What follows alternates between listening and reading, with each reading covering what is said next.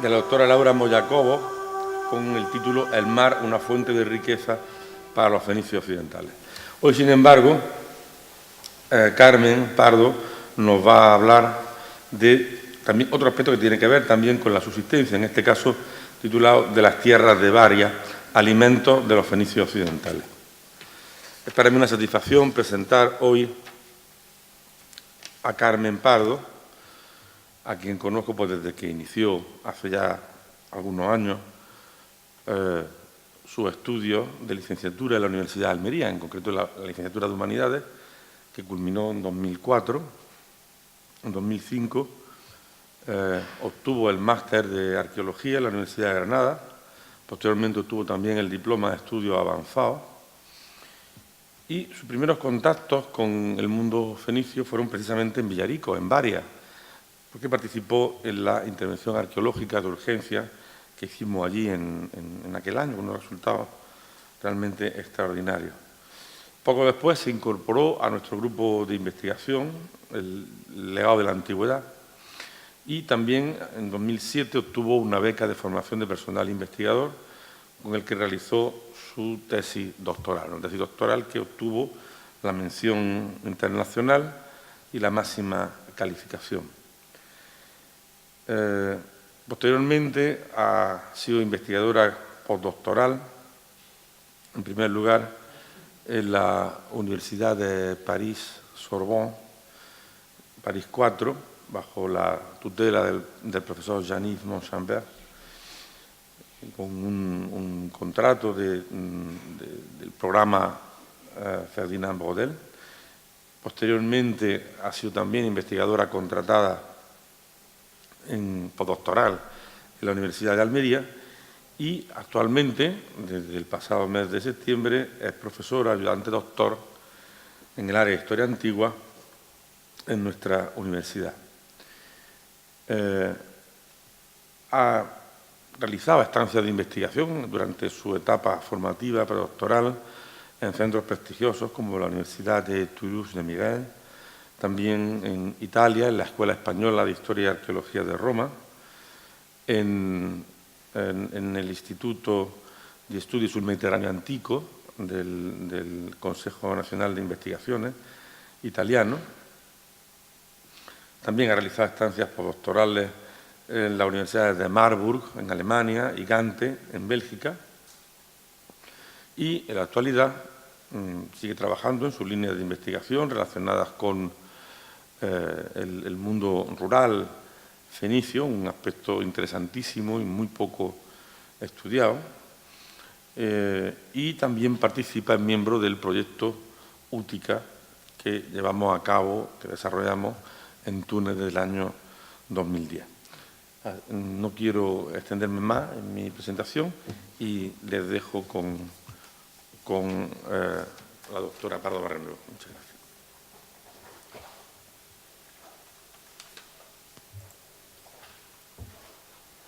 Bueno, pues en primer lugar agradecer a José Luis la presentación, a la directora del museo, Eva, y a Manuel Ramos por pensar en mí para esta conferencia.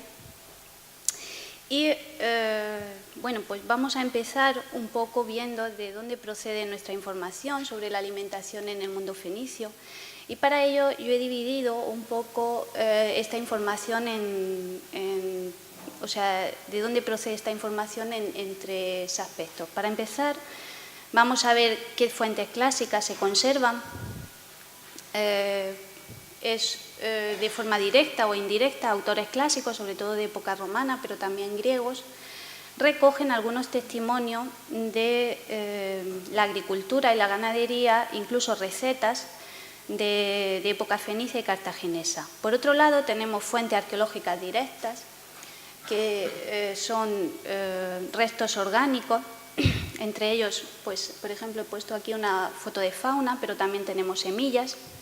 Eso sería, por así decirlo, la basura que desechaban y que a nosotros nos sirve para saber qué comían. Y por otro lado tenemos una fuente arqueológica indirectas, donde aparece todo el material de transformación de alimentos, cocinado y procesado, y a su vez También contamos con elementos figurativos que aparecen en estelas, sobre todo de determinados alimentos. En cuanto a las fuentes clásicas, por un lado tenemos restos de un tratado, no el único, pero sí el más famoso entre los romanos, que es un tratado agronómico escrito por un cartaginés Magón entre el siglo IV y el II a.C., y que el Senado romano, en la destrucción de Cartago en el siglo II, durante la Tercera Guerra Púnica, mandó copiar y traducir al latín. Este tratado no se nos conserva en su plenitud, pero sabemos de autores clásicos que lo conocieron, lo leyeron y recogen en sus textos determinados fragmentos, principalmente Plinio, Columela y Varrón. Como veis, todos entre el siglo I a.C. y el primero después de. Por otro lado, hay otros testimonios de autores que directamente vieron el campo agronómico cartaginés,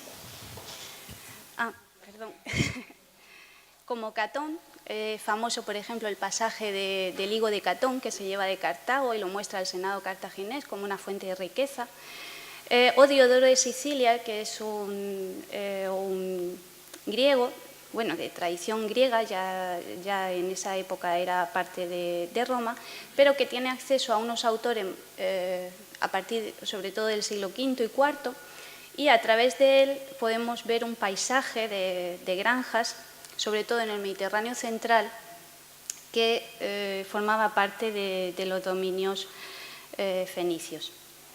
Por otro lado,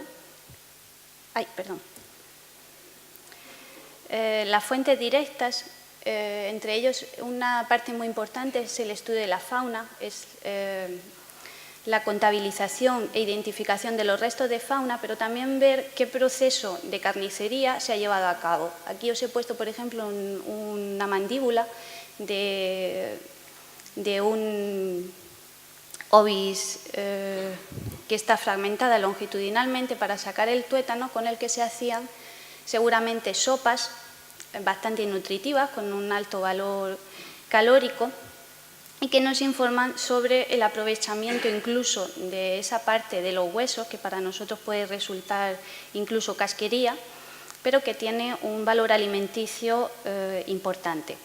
Además de este análisis visual, contamos con análisis químicos, sobre todo de isótopos de carbono, oxígeno, nitrógeno y estroncio, que se realizan en la dentina del animal y nos sirven para saber en qué lugares se pastaban estos animales. Son unos componentes químicos que están en el suelo, pasan a los animales a través de las plantas que ingieren, y dependiendo de la cantidad variable que tienen de estos componentes químicos, podemos saber cuán de lejos estaban las tierras donde comían. Por otra parte, estamos trabajando en fotogrametría de huesos animales para averiguar estas micromarcas de carnicería, fallos que pudieron tener antes de que el hueso se seccionara, pero también enfermedades y rasgos morfológicos congénitos que se heredan de unos animales a otros. Por otro lado, ¿cómo obtenemos las semillas?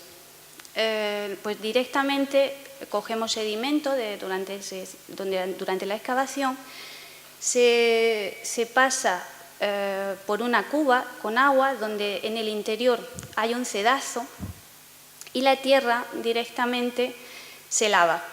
Al lavar la tierra, las semillitas, que tienen que estar, para que se conserven, deben estar carbonizadas, salen flotando y al expulsar el agua por un grifo cae en 3 tamices de diferente espesor.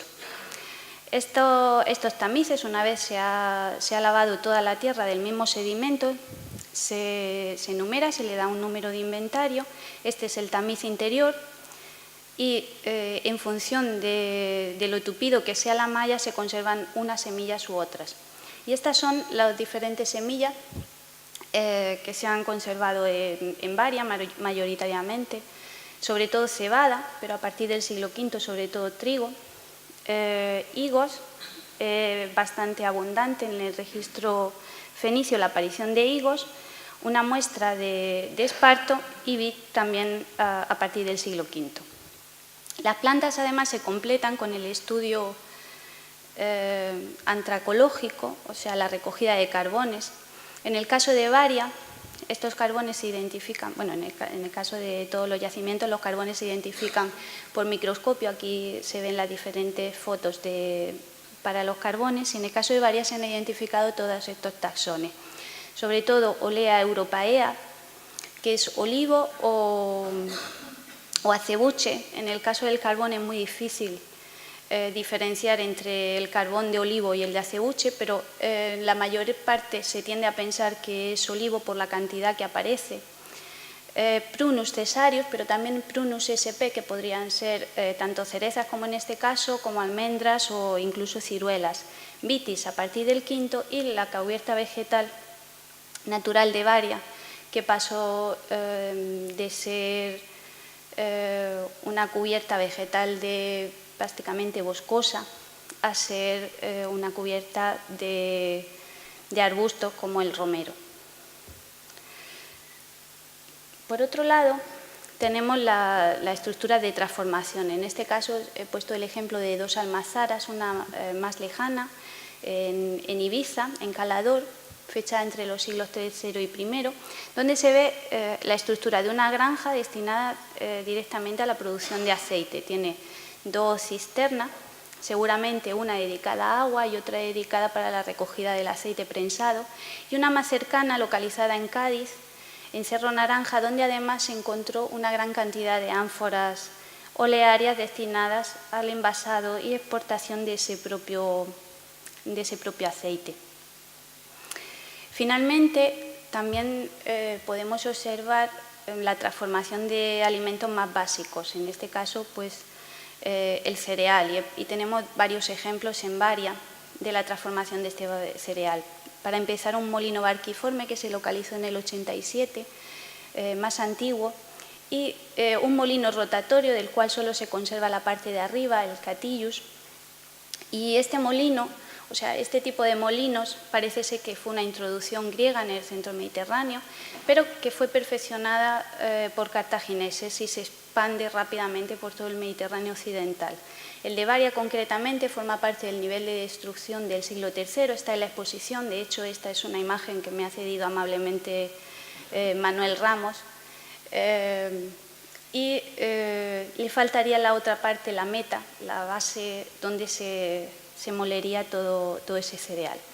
Siguiendo el hilo conductor de la exposición, voy a empezar por dioses y tumbas, porque el registro arqueológico religioso es muy abundante desde finales del siglo XIX, llama mucho la atención porque aparecían las piezas completas. Sin embargo, la asociación de religioso con alimentación es relativamente reciente, pese a que, como veis en la imagen, hay muchas referencias a alimentación, entre ellos pues, votos de pequeños jabalís o este ariete, que hacen referencia a la importancia de esas peticiones alimenticias en el mundo fenicio. Para empezar, vamos a analizar los dioses documentados en el registro arqueológico de Varia, Astarte, pero vinculada, en mi caso, Astarte también tiene atribuciones metalúrgicas, pero como vamos a hablar de alimentación, vamos a analizarla desde el punto de vista alimenticio. Para empezar, Astarte se asocia al nutrix, a la nutris romana de alimentación, pero también a la fertilidad y a la fecundidad de la tierra.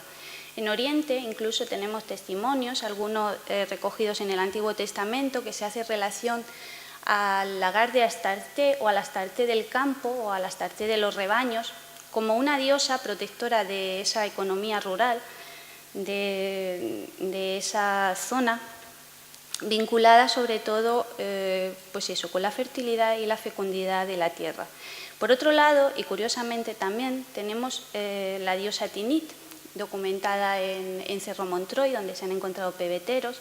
Estas también están en la exposición del museo actualmente. Y es una diosa cuyos orígenes realmente son oscuros, aparece en el siglo V en el Mediterráneo central, pero que también rápidamente, sobre todo en el siglo III, se expande por la península ibérica. Es una diosa tónica relacionada con la tierra, que normalmente tiene su culto en cuevas, como es el caso de Cerro Montroy, en Varia, y está relacionada también con el inframundo. Ambas diosas, Tinisia y Astarte, conforman las patronas mayoritarias de los lugares de culto rurales, precisamente relacionado con esa producción agrícola y ganadera del mundo fenicio. ¿Cómo se comía en estos lugares? Y con lugares de culto también incluyo la necrópolis, porque era un lugar para rendir culto a los difuntos. Entonces, sabemos de varios rituales relacionados con la alimentación y, en principio, se realizaban banquetes en la propia necrópolis, en los santuarios, de manera comunitaria. Se iba allí a comer. Por otro lado, sabemos que había sacrificio, y estos sacrificios, al igual que en la actualidad, cuando se va a una iglesia o a un lugar de culto, se puede hacer de manera comunitaria o se puede hacer de manera individual. Y además, dentro de los sacrificios, dentro de las ofrendas, pues el sacrificio era de los más altos. Sacrificar un animal pues, tenía un alto valor económico. Sin embargo, también existían ofrendas de comida diaria, panes sobre todo, y en el caso, por ejemplo, que he puesto aquí es un platito que se encontró con restos de oveja y cabra en la necrópolis de Quercuán. Se ofrece el plato tapado con el alimento. Por otro lado, hay un tipo de ritual fuera de estos lugares de culto que se asocia con la aristocracia, en la caza sagrada. Parece que está vinculada también con esas relaciones cuando los fenicios colonizan diferentes partes del Mediterráneo. Es una forma de entablar relación con la aristocracia. Y finalmente las libaciones que aparecen acompañando a diferentes rituales, no se hacían únicamente, y de las que tenemos testimonio con el caso ritual que apareció amortizado en la cisterna de la Acrópolis, localizado por Siret. Para que veáis un poco la problemática, aparte de estos testimonios indirectos, que se nos presenta en el Mediterráneo, estos serían los diferentes lugares de culto, la clasificación de diferentes lugares en todo el Mediterráneo occidental, pero solo de ellos, estos serían los que aparecen señalados, los que tienen algún tipo de analítica de restos orgánicos. Entre ellos tenemos la suerte de contar con la analítica de la fauna de la necrópolis de Varia. Sin embargo, como vamos a ver, es un poco diferente a lo que debería parecer. Seguramente tengamos un registro parcial de ella y por eso, inusualmente, tenemos una gran cantidad de gallinas o pollos que conforman la fauna de esta necrópolis. Otros animales que aparecen normalmente en el registro ritual son los bóvidos y las ovejas. Y raramente, pero también aparecen con bastante frecuencia, son los perros. Con lo cual, aunque poco representado, sí que tenemos esos animales típicos de ofrendas de sacrificios rituales en la necrópolis de Varia. Sin embargo, la fauna salvaje es más una fauna relacionada con la subsistencia. Son animales que aparecen en clara competencia con el ser humano, o bien por la agricultura o bien por los animales domésticos. Es el caso del zorro, que podría representar un peligro para, sobre todo, las gallinas, y el conejo y el tejón, que son dañinos para los cultivos que estarían próximos en Varia. Sin embargo, pues el porcentaje entre fauna doméstica que se ofrece y la fauna salvaje es prácticamente mínimo, con lo cual, pues en ese caso sí que cuadraría con el resto del registro de fauna.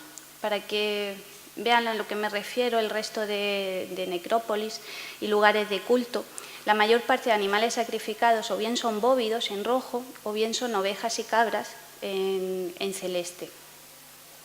Con lo cual, Varia queda ahí como el bicho raro de los resultados de analíticas. A lo mejor tiene otra explicación, no lo sé. Por otro lado, a veces los alimentos mismos eran sustituidos por alimentos simbólicos, en este caso de terracota. Entonces, entonces se realizaba la terracota y tenía el mismo valor simbólico para el difunto, para el templo, que llevar fruta fresca o fruto seco. Por otro lado, es curioso la evolución que sufren los moldes de pan que se ofrecen en los santuarios. En un principio, estos moldes de pan servían para cocer pan con diferentes formas geométricas o figurativas, pero a partir del siglo VI, pero sobre todo a partir del V, directamente los moldes de pan sirven como ofrenda. Se utilizan como exvotos. Estos panes, además, debieron ser la ofrenda más habitual en estos lugares de culto porque aparecen representados en diferentes estelas de Tophet, algunas veces con forma de cuernecitos, un sol con cuernecitos, y en otra ocasión, en la imagen de la izquierda, con forma de piña, también aludiendo a esa simbología de abundancia que tratan de representar todos estos lugares. Pero además eran un lugar de cocina. En el santuario de Quercuán, por ejemplo, apareció un horno tabuna para cocer pan, o sea que directamente se llevaban los productos, la materia prima, y se cocía el pan y se ofrecía allí. Estos hornos son de barro, a veces son portátiles, otros son fijos, en este caso era fijo, y se rodea la pared por dentro con panes ácimos, es decir, sin levadura. En el fondo se colocaban ascuas y se iba cociendo poco a poco, se siguen usando incluso en la actualidad. Pero además tenemos el registro material cerámico de los diferentes santuarios donde hay una gran cantidad de cerámica de cocina. Aparecen paneras, ollas, cazuelas y cuencos directamente con alimentos. En este caso, indirectamente, a través de los análisis, sabemos que estos pequeños cuencos portaban miel. La miel era un elemento bastante caro, entonces la ofrenda alimenticia de miel, aunque parezca pequeña, realmente era un gran manjar. Vamos a pasar al territorio de Varia. Vamos a analizarlo un poco así de corrida por los diferentes siglos. Me ha saltado una. En el primer momento, Varia se funda a mediados del siglo VII, seguramente, pues ya desde este primer momento, a finales del VII, pero sobre todo en el VI, se empiezan a colonizar o a asentar pequeños sitios relacionados con la explotación agrícola en las tres cuencas principales del territorio de Varia, el Antas, el Aguas y el Almanzora. Ya está perfectamente configurado el territorio que quería explotar y sobre todo se concentra en la amplia desembocadura de esos ríos, de las cuales conocemos la paleodesembocadura. Y a partir del VI hay algo curioso, seguramente porque no lo hayamos conseguido documentar, y es que se retrotrae este territorio a las dos cuencas principales. Sigue una explotación intensiva de estas tierras aledañas, pero parece que hay como una especie de retroceso. Sin embargo, a partir del siglo III es el máximo momento de esplendor de Varia, igual que en otros territorios fenicios. Ya sistemáticamente se ocupan todas las tierras aprovechables para conseguir alimentos.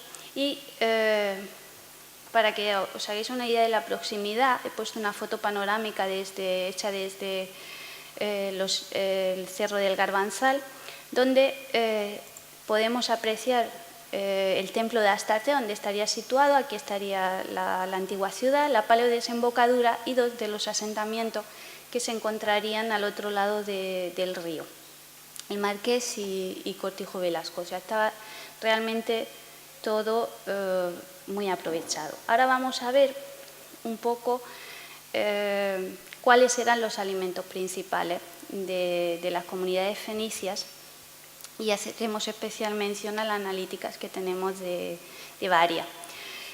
Estos serían los lugares del Mediterráneo occidental donde ha aparecido una gran cantidad de semillas relacionadas con el cereal. El cereal era básicamente la base de la alimentación fenicia y además hicieron importantes introducciones en este campo para la agricultura. Tenéis la imagen, esta también cedida por el museo, del trillo, que es una invención púnica, pero también del el arado curvo, que facilitaba mucho la labor porque podía profundizar más la tierra y remover tierras pedregosas. También coincide estas innovaciones con la máxima explotación rural. Permite poner en funcionamiento tierras que antes eran descartadas. En el caso de Varia, los primeros análisis, también tenemos unos análisis del territorio que pertenecen a Cabecico de Parra, y vemos que en esta primera fase, en la fase del séptimo al quinto, la cebada, sobre todo de cereal, es la que predomina. Esto también va a pasar en el caso de Varia. En esta primera fase, sobre todo, es cebada. El resto es cereal indeterminado, no se sabe a qué pertenecía, pero sobre todo, como os digo, es cebada. Pasa eso porque la cebada es más dura, aguanta altas temperaturas, pero sobre todo por el tipo de suelo que hay en Varia, mucho más apto para la cebada. Es curiosa la asociación entre higos, o sea, semillas de higos y cereales, que aparece en ambos casos.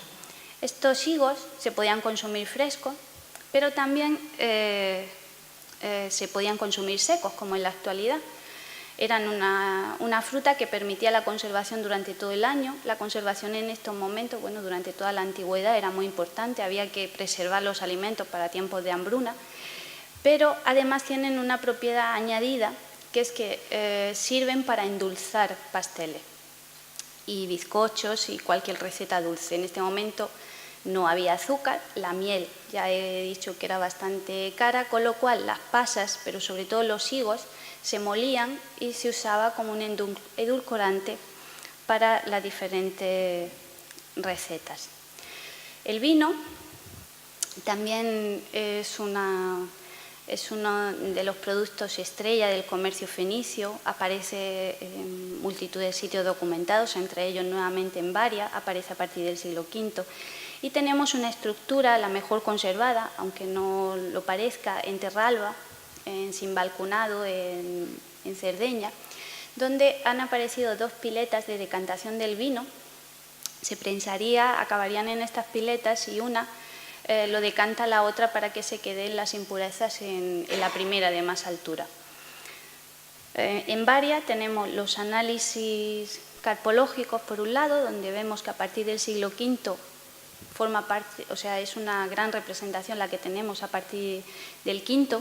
Parece ser que cambia la estrategia económica, sobre todo porque los cereales quedan un poco relegados respecto a esa fase. También es cierto que en este momento contamos con un mayor número de semillas para hacer estas valoraciones, pero también nos aparecen determinadas verduras como el haba o el lino, que podía usarse o bien para aceite, en este caso sería para aceite, porque el lino se puede usar de dos maneras, o bien para textil, con lo cual no llegaría a tener semilla, se arranca antes si se usa para textil, o bien para aceite, para la lucerna, como sería el caso de Varia, ya que tenemos esa semilla que atestigua que se dejó crecer.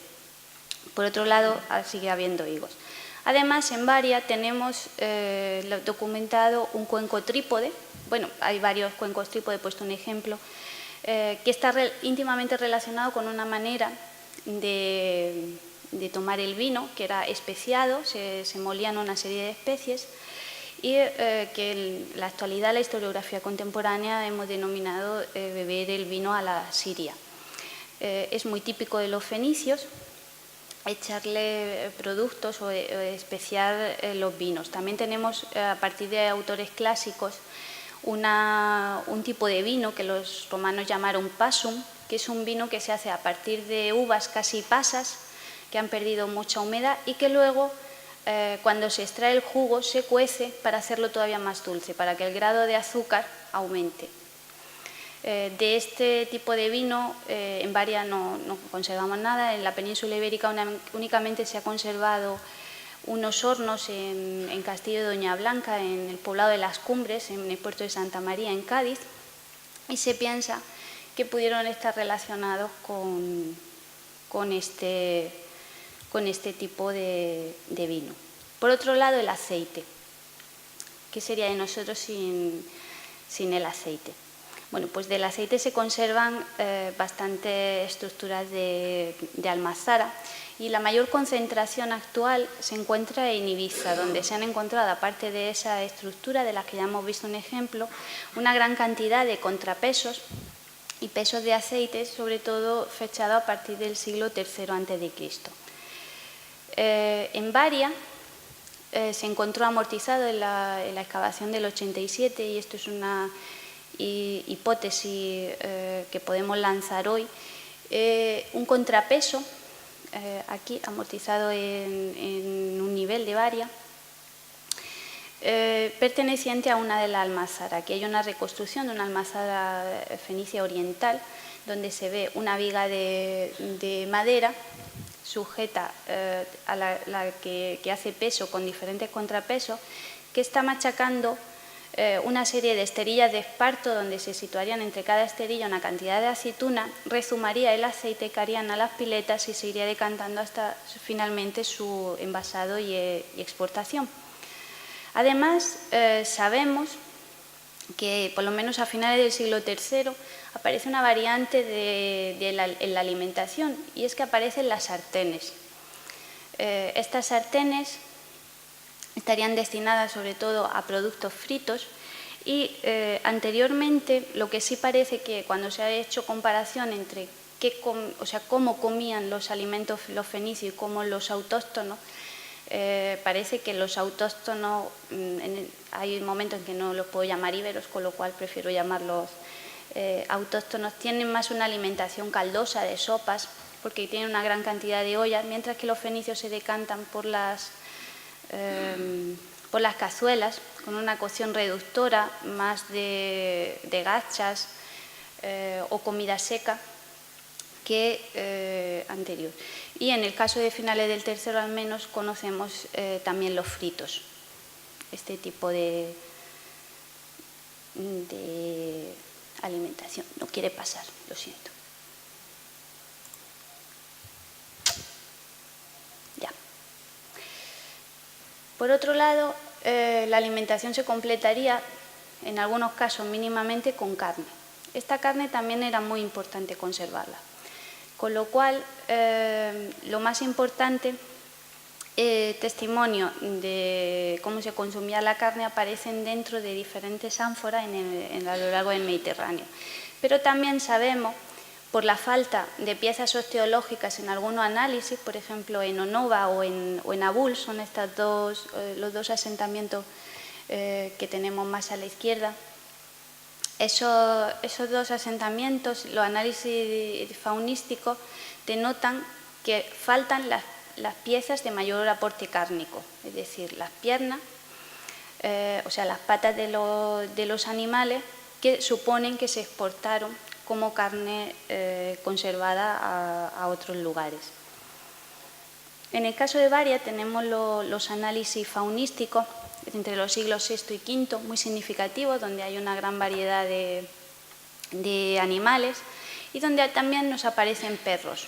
Los perros lo hemos visto en el ámbito sacrificial religioso, y en el caso de Varia, además de ser usado para cuidar el ganado, porque hay una gran cantidad de ovejas y cabras, también una vez que pasaban su vida útil, eran mayores, servían como alimento, es decir, se los comían.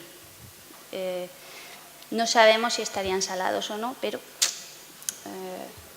estos animales mayoritariamente eran adultos, o sea, les traían todo el producto secundario que pudieran tener, pues en el caso de las cabras y las ovejas e incluso los bóvidos, la leche O sea, se aprovechaba todo, con lo cual ya se mataban cuando el pobre pues, no daba para más. Pero además sabemos diferentes sistemas de conservación. En Valencia, por ejemplo, se han encontrado unos pequeños hornitos asociados a fauna que se piensa que estarían destinados sobre todo a ahumar la carne, dejarla deshidratar con ascuas durante un tiempo hasta que la carne se ahumaba.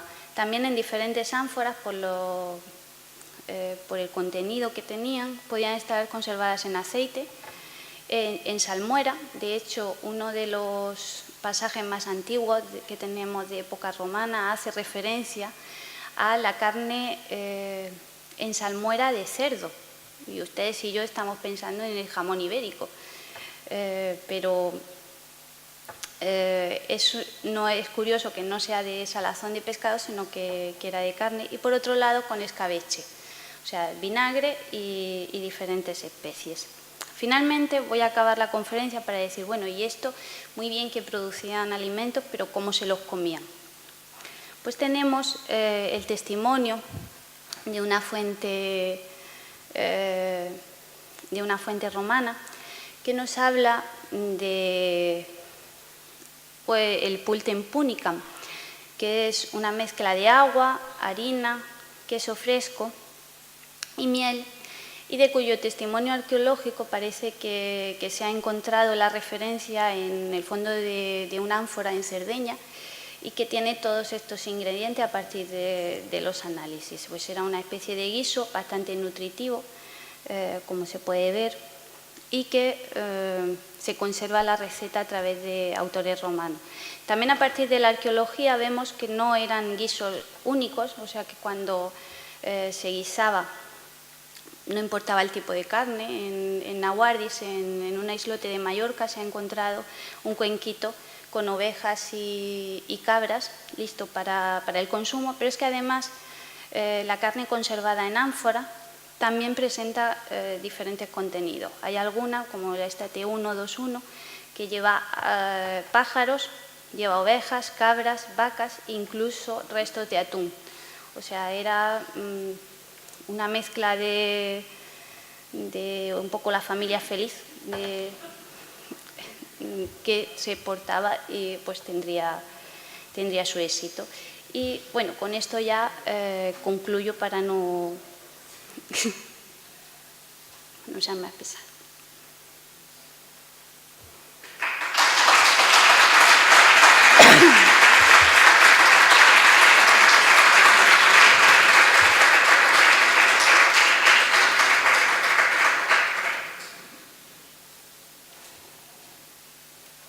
Ha quedado todo súper claro. ¿Nadie tiene ninguna pregunta?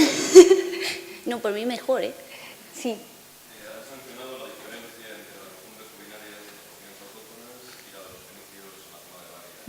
En el resto de fundaciones, dado la inmigración, el sesgo masculino que es la colonización y la migración para la población local, ¿hay una evolución en la costumbre culinaria de la fundación fenicia atribuible o que se pueda relacionar con la influencia local? Complicado. Sí, bueno, eso es que tradicionalmente esa presencia femenina con los colonos, sobre todo en la primera fase del octavo y séptimo, se asocia con la cerámica a mano. Lo que pasa es que yo creo que eso sería simplificar mucho las cosas. Quiero decir, ¿por qué un fenicio no puede hacer, o una fenicia puede hacer un cuenco en un momento determinado? Si le hace falta, pues lo hace a mano. No sé. Pero sí que es verdad que normalmente se asocia, hay un alto porcentaje de cerámica a mano, pues hay muchos autóctonas conviviendo con los fenicios. Pero ¿por qué no puede ser también mano de obra masculina? O sea, quiero decir, es un poco diferente. Pero sí que, por ejemplo, en la zona de Málaga sí que han hecho estudios de microhábitat relacionado con eso.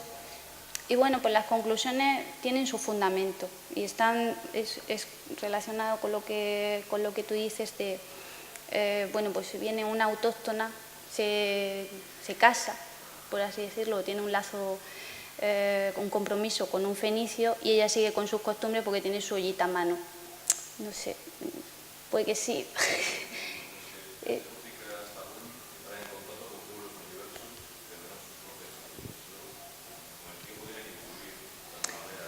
Sí, pero también retrospectivamente, quiero decir, claro, o sea, quiero decir, los fenicios influyen a los autóctonos, pero los autóctonos también. O sea, ahí hay una retroalimentación, también ver las cosas unilaterales de a ti te afecta, pero a mí no, es un poco...